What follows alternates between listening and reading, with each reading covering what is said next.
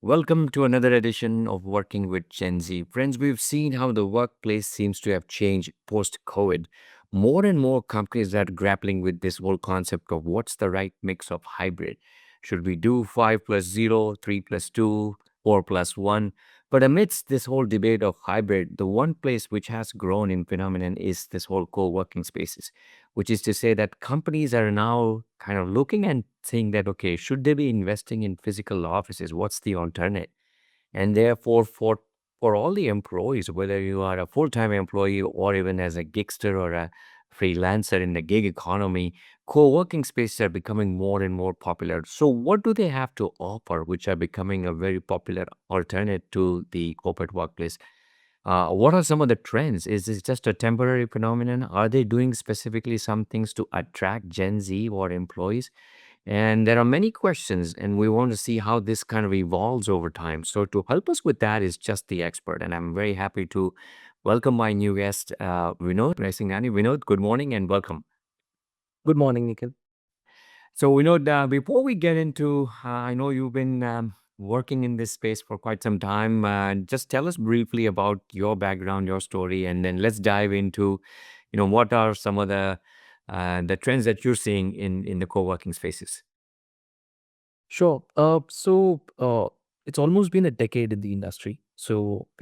Working with the co-working spaces, business centers, and now the newest trend happens to be managed offices.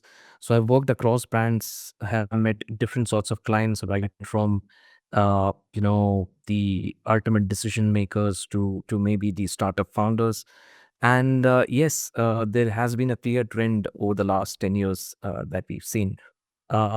Which has been more clear, I think, in the last 2 to 4 years. And this is gonna go a long way. I think it is gonna change the way we work. It is, I think, happening for good. So, yeah. So let's get into it. Yeah, you have rich experiences. Let's first talk about kind of the big picture. Do you sense how much of, I mean, you obviously you've seen, you manage properties, this co-working spaces. What are you seeing first? What are some big picture trends? Are you seeing, large companies who want to do away with physical offices who are coming and, becoming clients with co-working offices? Or are you seeing more of a sort of a gig economy, freelancing kind of composition coming. And what's do you sense this is going to now become more permanent or is this just a temporary phenomenon? Yeah. I think it is gonna grow, with the means that we have right now. I think for the past few years we've seen majority of the take up in terms of the commercial real estate being done by co-working spaces. So the current trend is about 25% of new take up in terms of commercial real estate is done by co-working. And honestly, this is a huge mix of large corporates who would take up maybe bulk of the space, wherein your GCCs have come into the market and they've been taking up a lot of space.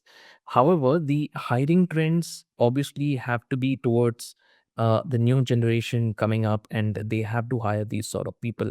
So they are ensuring that they provide them the right atmosphere, maybe hybrid, and hybrid for a co-working say, you know hybrid in this sense is majorly for the current generation to be based out of premises which are very flexible in nature, so they don't really want to be in office every day. However, whenever they are in office, they would want to work out of it, and I think co-working is a right mix there. It provides the right space, right atmosphere, right amenities, and the right community for people to thrive. Excellent. So let's dive into this, Vinod. Obviously, you mentioned, you know, uh, the corporates are divesting from their own campuses and helping clients or their employees to look at co-working spaces. And of course, there's a whole gig economy which is thriving and looking at an alternate. So, when you think about co-working spaces, you obviously worked in large cities in India and even outside. So, um, tell us what is the value proposition, and especially for Gen Z, right? So, if I'm a Gen Z, You know, why should I choose a co-working space, or what attracts them?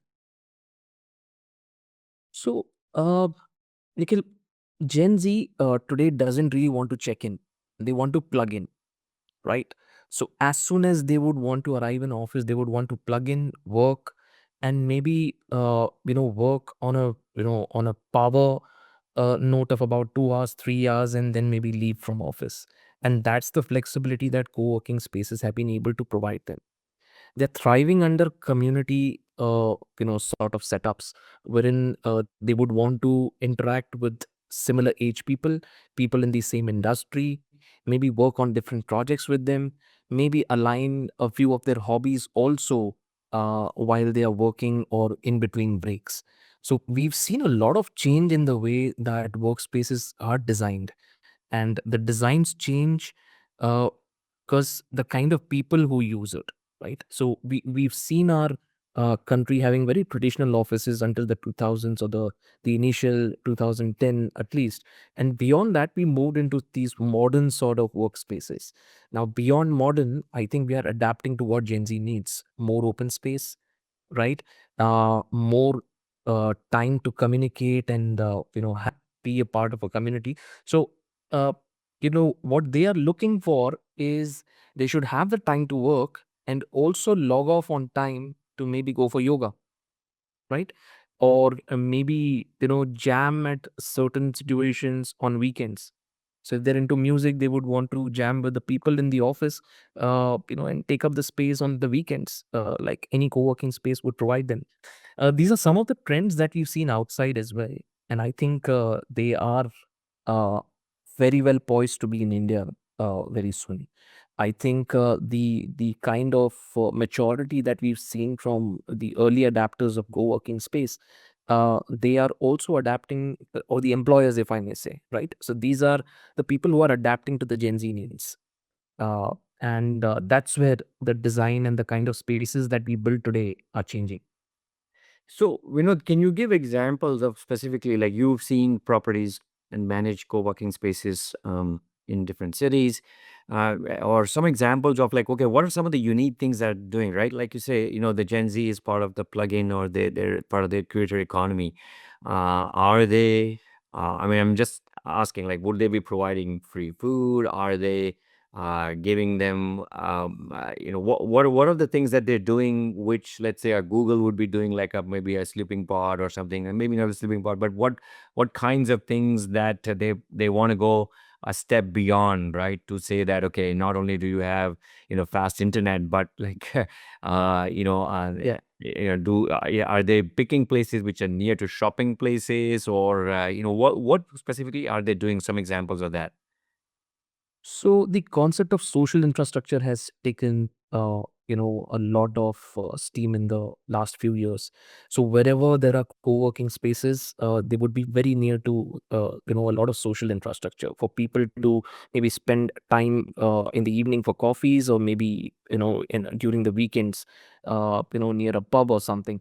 And the kind of spaces that we build, we ensure that the food is available throughout the day during the work hours, or maybe beyond the work hours as well. So these are people who adapt to trends very early, right? So they would want to have plant-based meat rather than having the normal meat. Most of them are vegan, so we provide vegan options in some of the in the co-working spaces.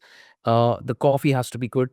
A few people that we've seen also select a space with the kind of coffee they get in the office. So I think these people are not gonna be someone who is gonna be compromising on their requirements. They are not willing to do that. They would want the same sort of flexibility that they would have at their home if they're working. That is the only time they'll come to office. And not only one, but I think all the co-working setups are now adapting to it. And as I mentioned, the spaces are no longer going to be used during the weekdays only. They'll be used during the weekends as well, maybe for different setups, maybe for different activities. But yes, I think this is moving towards a time wherein we would not see, any sort of commercial space being shut. So yeah. Sure. And then do you also sense that, as you mentioned about coming late evenings or on weekends, what are companies doing to make it more attractive? In other words, commercially, for example, let's say if I'm staying in one part of city of Mumbai, which we all know, like they have good public transport, but it's still outgrowing every year Yeah. itself, and therefore, I may decide that okay, if I have to take that versus go to a co-working space, right? So, are they making commercially more attractive? So, in other words, do I have to sign a 1 month lease versus a week versus a day? I don't know. Are there some innovations being done there? Uh, Absolutely. yeah.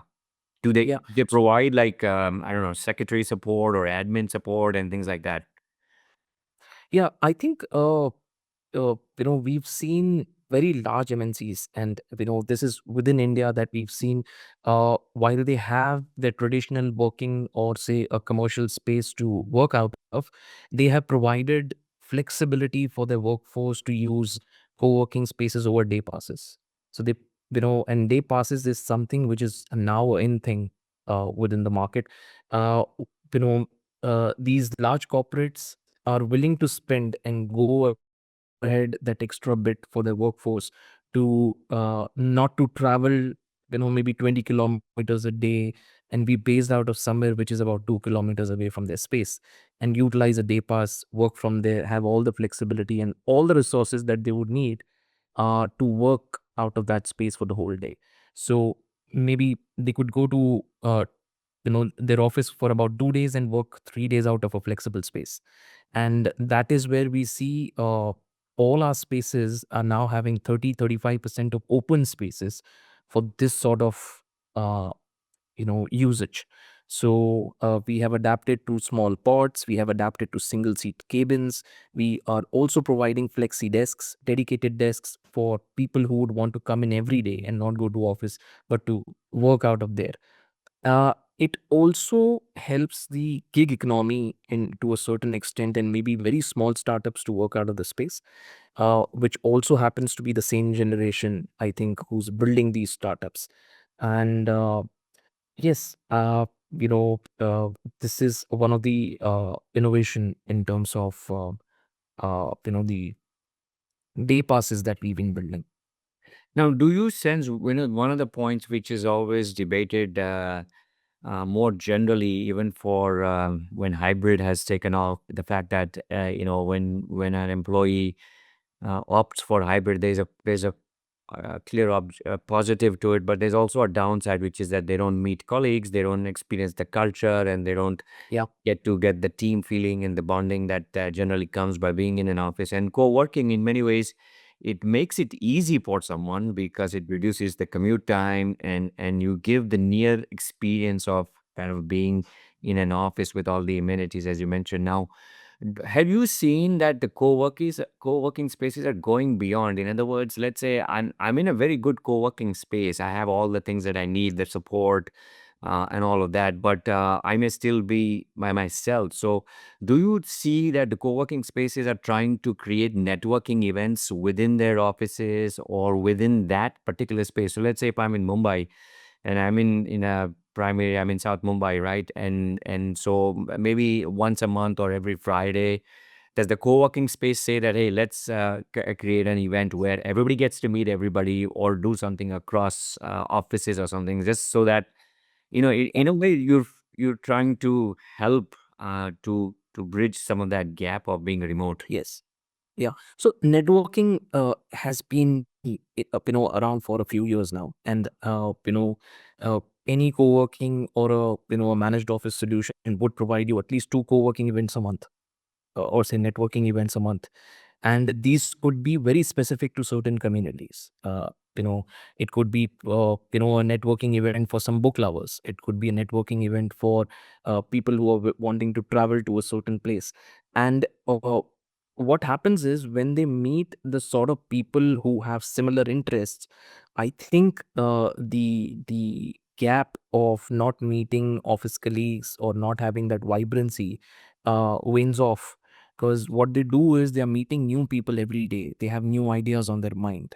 They work while they need to work, and then maybe network and socialize within that same space itself. And all the designs that are being built with this modern workspace are adaptable to networking events, right? So having that very casual sort of a setup in order to ensure people are networking rather than it's like a one person speaking and the other person and other people listening.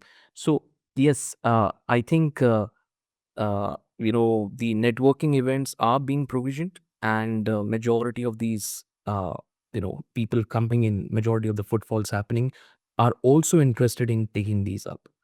uh, in addition to this, I think even the community managers that we these days recruit are uh, people of similar age, so that the people who interact with them uh, do not really have the hesitancy in asking for anything, right? If the coffee is not good, okay, the coffee is not good, and they would want to speak to someone and talk about it. Uh, Bro, please change this, and we need to have this while we have snacks. Healthy options, as I mentioned previously, is something that we are adapting to. And even the events are very modern in nature. These are not traditional events. These are events wherein they would want to talk about or say do workshops on AI. How is it that they can adapt AI into their sort of work spectrum, and maybe hire a few people from there on on a small contract, and get their problems sorted for the small business that they run. So yeah, uh, I think this will go a long way.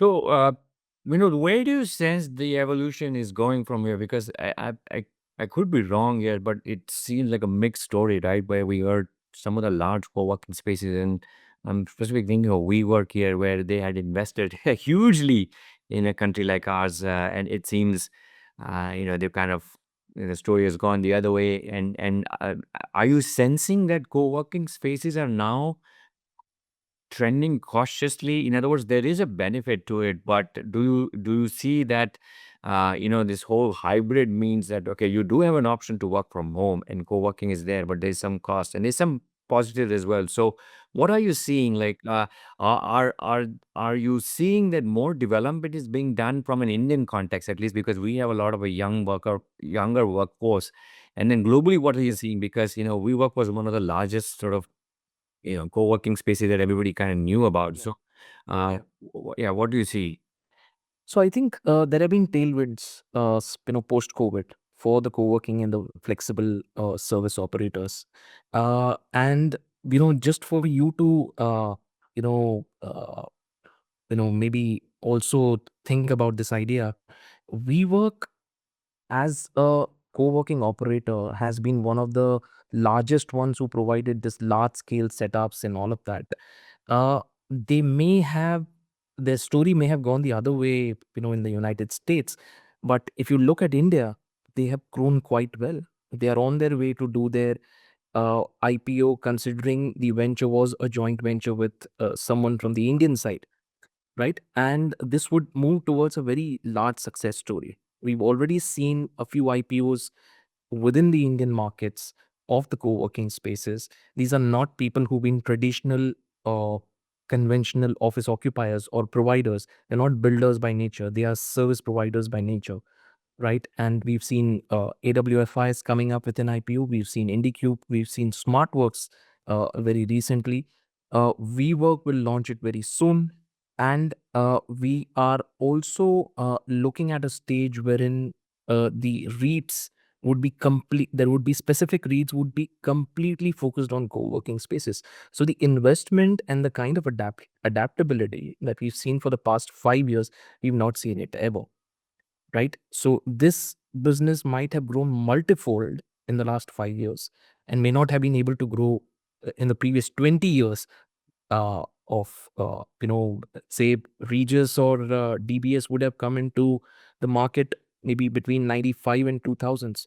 However, the growth happened after 2000, 2020. Yeah.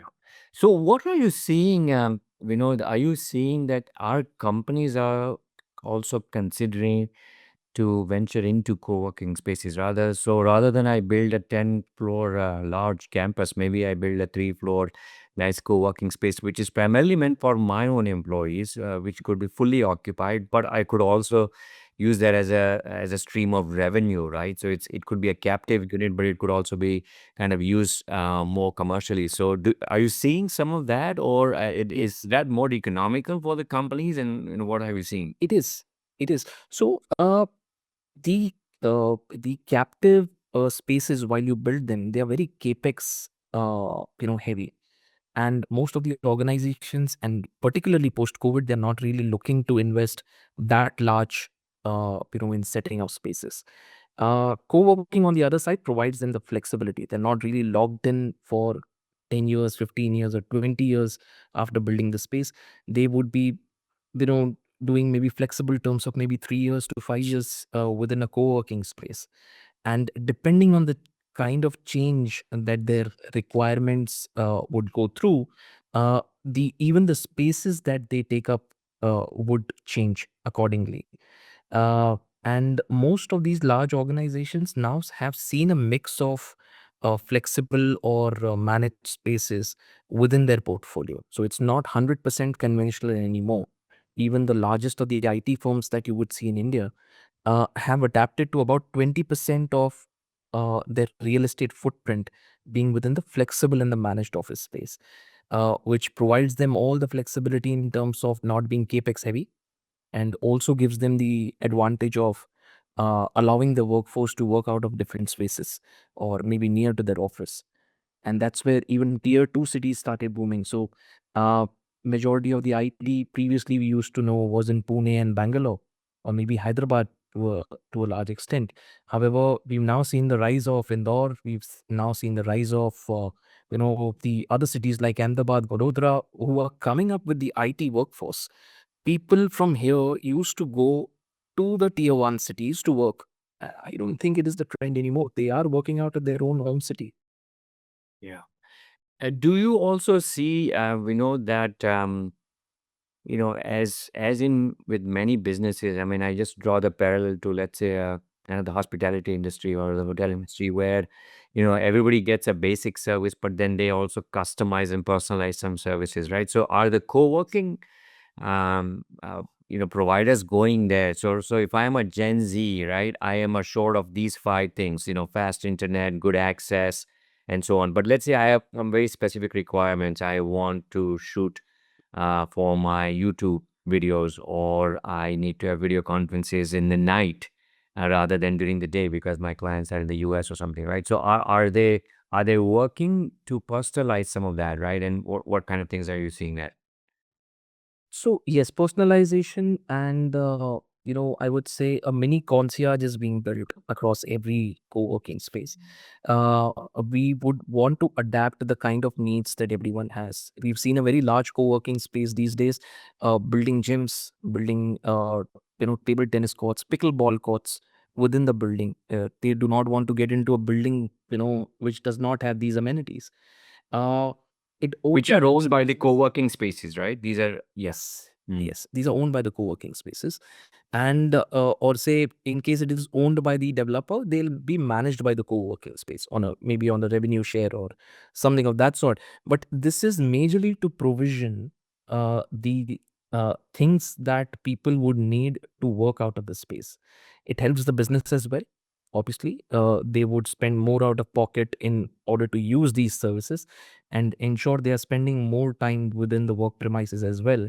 And this is a trend which I think is growing with time, and the kind of things and the kind of innovations that are coming into this space. This will continue to grow.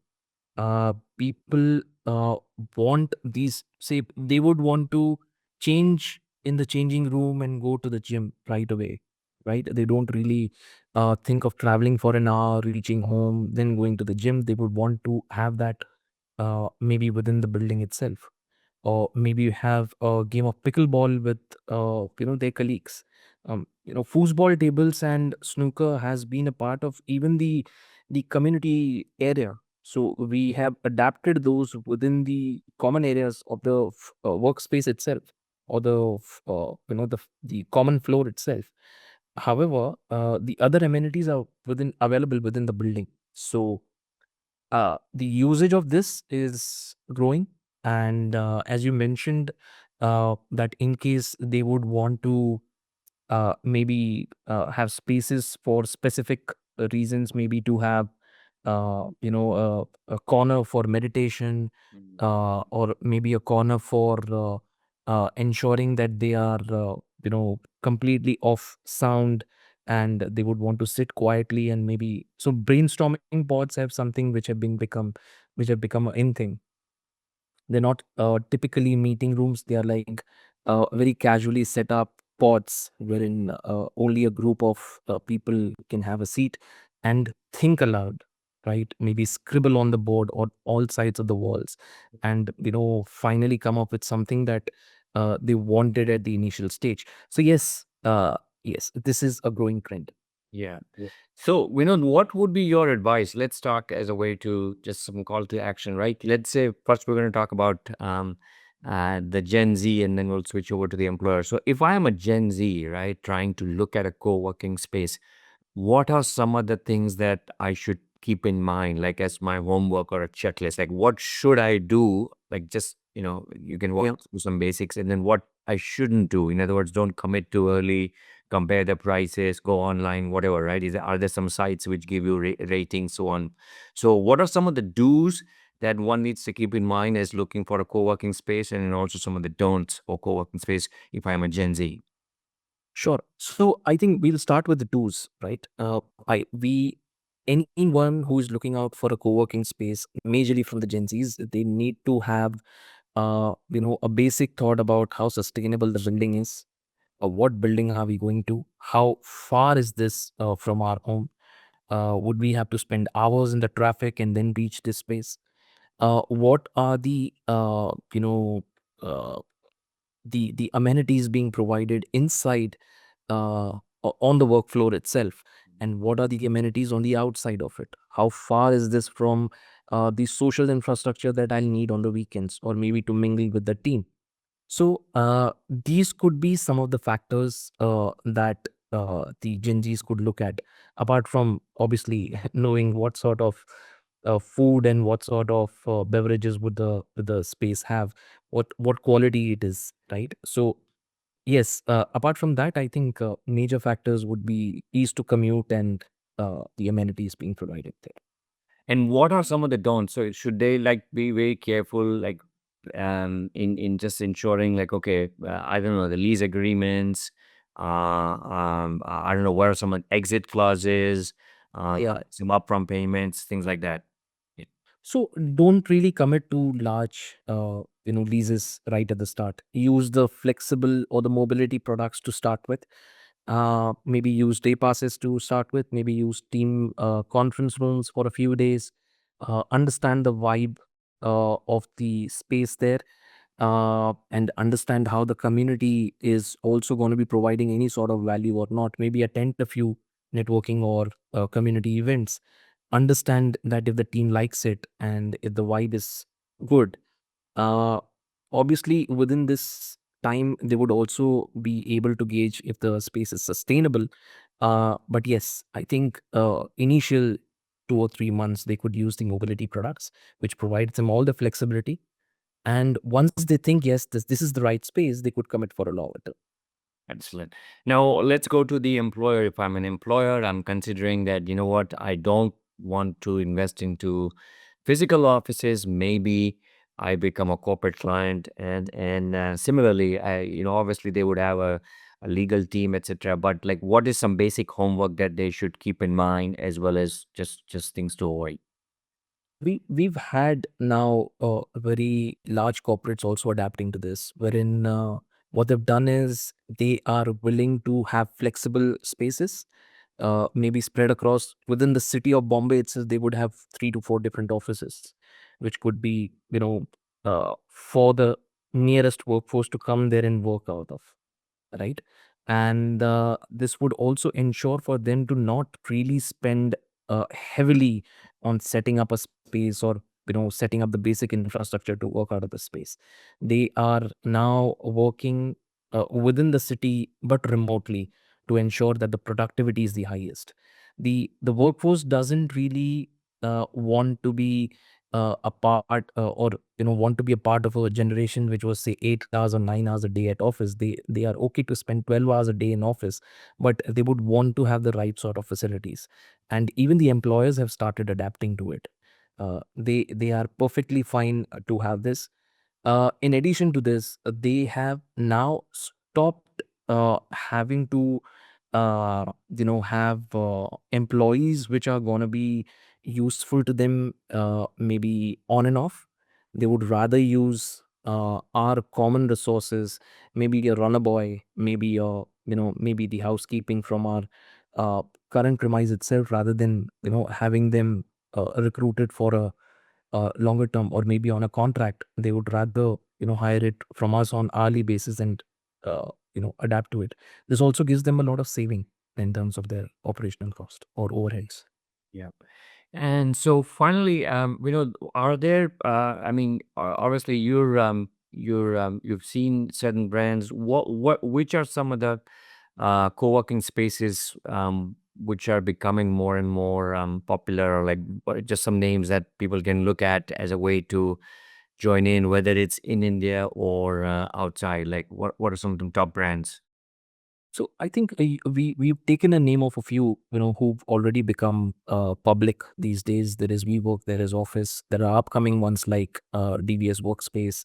They're coming up with a brand called Align, which is into managed office, and we also have the others like 91 Springboard, which is more of open sort of a co-working space wherein people can go and get seated and maybe work out of the space. So we also have SmartWorks and the likes of Simply Works, which also are adapting to the modern day workforce.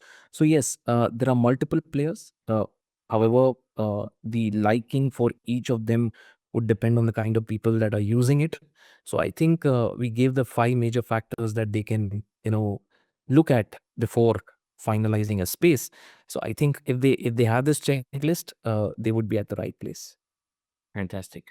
Excellent. So, thank you. This is very helpful to kind of understand the whole world of co-working spaces. What's the in thing? Where is it going? And what are companies doing to attract the Gen Z, right? And you mentioned things like the jamming space and the ice part, which is something I hadn't, foreseen. But yeah, if that's what the customer wants. And where can people get in touch with you? Are there any places like websites, or we're gonna obviously share your LinkedIn credentials, but any other places that people can reach in you, and any questions My they may have? Yeah. Yeah, so I'm pretty active on LinkedIn, so they can reach out to me there. DM me and I'll get back to you. Or I think that's the perfect space that they can reach out to me at. Okay, fantastic. So once again, friends, this has been an episode where we're trying to unpack our understanding of the co-working spaces. It seemed like a wave which is coming on, but it's steadily being there and it's growing. And therefore, what are some of the do's and don'ts that we have to keep in mind as an employer, as an employee, as a freelancer, and especially for the Gen Z, which is really looking for that work feel, but instead at the corporate place or at the employer in a co-working space. So thank you once again, Vinod. It's been a real joy to do this, and I hope to meet you in person in one of my trips to Mumbai. Take care. Pleasure. Have a good Same day. here. Yeah. Thank you. Thanks, Nikhil. Thank you, everyone. Bye bye.